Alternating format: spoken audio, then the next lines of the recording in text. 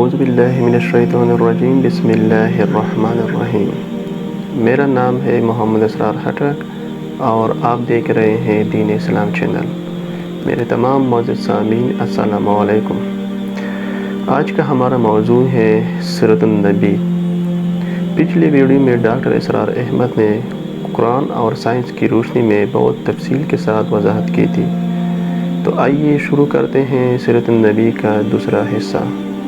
ہمارے YouTube channel کو like کریں، سبسکرائب کریں اور یہ علم دوسروں تک پہنچائیے۔ شکریہ۔ اسی طرح روحانی اعتبار سے حضور کا کیا مقام ہے؟ ظاہر بات ہے کہ ہم جیسے لوگوں کے لیے اس کا ادراک و شعور ممکن نہیں۔ چند باتیں میں آپ سے عرض کیے دیتا ہوں۔ بعض اعتبارات سے خود حضور نے اسے واضح کیا کہ یہ تمہارے لیے ناممکن ہے کہ سمجھ سکو۔ مثال کے طور پر حضور صوم وصال رکھتے تھے۔ صوم وصال اسے کہتے ہیں کہ آج روزہ رکھا اور شام کو اسے افطار نہیں کیا، وہی روزہ رات سے گزر کر پھر اگلے دن تک چلا اور اگلے دن شام کو افطار ہوا، تو یہ 2 دن کا صوم وصال ہے۔ اگر یہی بات آگے ایک اور دن چلے گی تو 3 یوم کا صوم وصال ہو جائے۔ نبی اکرم صلی اللہ علیہ وسلم یہ صوم وصال رکھتے تھے، لیکن اپنے ساتھیوں کو، صحابہ کو، یعنی نوٹ کیجئے ہمارے لیے تو کیا سوال پیدا ہوتا، صحابہ کو بھی روکتے تھے۔ جس پر کسی صحابی نے سوال کر لیا تو آپ نے فرمایا صلی اللہ علیہ وسلم، ایکم مثلی، تم میں سے کون ہے جو میرے مانند ہو؟ ابھی تو عند ربی، میں تو اپنے رب کے پاس رات گزارتا ہوں۔ هو یطعمنی و یسقینی، وہ مجھے کھلاتا اور پلاتا ہے۔ اب بتائیے ہم میں سے کس کے لیے ممکن ہے کہ تصور کر سکے کہ یہ شب بصری جو اللہ کے ہاں ہوتی تھی اس کی نوعیت کیا تھی، اس کی کیفیت کیا تھی؟ وہ کھلانا اور پلانا کس نوعیت کا تھا جو اللہ تعالیٰ محمد رسول اللہ صلی اللہ علیہ وسلم کے ساتھ معاملہ کرتا تھا؟ معلوم ہوا کہ یہ چیز بھی ہمارے دائرے سے خارج ہے۔ اچھا، میں تو اپنی بات کر رہا ہوں،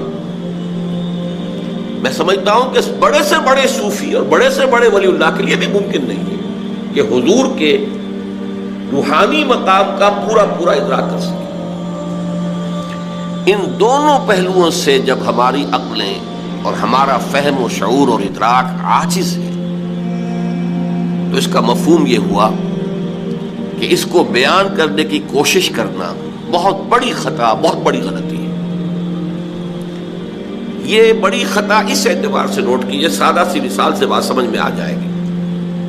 ایک لطیفہ ہے، کسی دیہاتی کی کوئی مشکل تھی جسے کسی ایک شہری بابو نے، شہری شخص نے حل کر دیا، اور وہ شخص جو تھا شہری، وہ ڈپٹی کمشنر تھا، لیکن اس دیہاتی نے اسے دعا دی، خدا تجھے پٹواری بنائے، اس لیے کہ اس دیہاتی کے لیے سب سے بڑا عہدہ، سب سے زیادہ صاحب اختیار ہستی پٹواری کی تھی۔ اس کی تھوڑی سی جنبش قلم سے اس کی زمین کسی اور کے نام درج ہو جاتی ہے، انتقال ہو جاتا، اسی کی قلم کی جنبش سے مالیانہ معاف ہو جائے گا۔ سارے اختیارات اس دیہاتی کے جو ہیں، اس کاشتکار کے جو ہیں، وہ تو اس کے ہاتھ میں ہیں۔ اسے کیا معلوم کہ اس پٹواری سے لے کر اس ڈپٹی کمشنر تک کتنے عہدے ہیں درمیان میں، اور وہ شخص کتنے مقام بلند پر فائز ہے جسے وہ دعا دے رہا ہے پٹواری ہونے کی۔ تو اسی کا اندیشہ ہے کہ ہم اگر حضور کے ان مقامات کو بیان کرنے کی کوشش کریں گے تو شدید خطرہ ہے کہ ہم حضور کی توہین کے مرتکب ہو جائیں، اس لیے کہ کما حقہ بیان ممکن نہیں ہے۔ جب کما حقہ بیان ممکن نہیں ہے تو ہم اپنے تصور کے مطابق مدح کریں گے، اور وہ بہت کمتر ہوگی اصل مقام کے اعتبار سے، اور اسی کا نام توہین ہے۔ یہی وجہ ہے، دیکھیے شیخ سعدی رحمۃ اللہ علیہ نے نہایت سادگی کے ساتھ میری ساری گفتگو کو سمو دیا اپنے 2 اشعار میں۔ یا صاحب الجمال و یا سید البشر، من وجهك المنیر لقد نور القمر، لا يمكن الثناء كما كان حقه بعد از خدا بزرگ توئی قصہ مختصر. جتنا ان کا حق ہے کہ ان کی ثنا کی جائے وہ ممکن ہی نہیں ہمارے لیے. لا يمكن الثناء كما حقه. بس ہمیں صرف یہ کہہ کر جو ہے اس بات کے دامن میں پناہ لینی ہے کہ بعد از خدا بزرگ توئی قصہ مختصر. اللہ کے بعد آپ ہی کی ہستی ہے بلند ترین عظیم ترین. اب اسے کس طرح بیان کریں, کیا بیان کریں؟ ہمارا تصور سے بھی آگے بڑھ کر تخیل بھی سرنگو ہے کہ وہ اس مقام بلند و رفیع کا کوئی ادراک اور شعور کر ہی نہیں سکتا. اسی کو نہایت خوبصورت انداز میں غالب نے کہا ہے ماں ثنائے خواجہ بیزداں گذاشتے. ہم نے حضور صلی اللہ علیہ وسلم کی ثنا اور حمد کو خدا کے حوالے کر دیا ہے, یزداں کے حوالے کر دیا ہے. ہم اس کی کوشش ہی نہیں کرتے.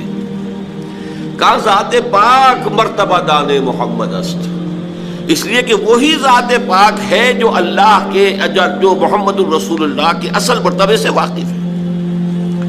یہ کاں جو ہے اس کے مصرع ثانی میں وہ کہ کا مخفف فارسی میں اشعار میں یہ بہت ہوتا ہے کثرت سے کہ ذات پاک مرتبہ دان محمد است. کہاں ذات پاک مرتبہ دان محمد است. محمد کے اصل مرتبے اور مقام کو جاننے والی ایک ہی ہستی ہے اور وہ اللہ تعالیٰ کی ہے. لہذا غالب ثنائے خواجہ یزداں گذاشتے. غالب ہم نے تو حضور کی مدح و ثنا کو اللہ کے حوالے کر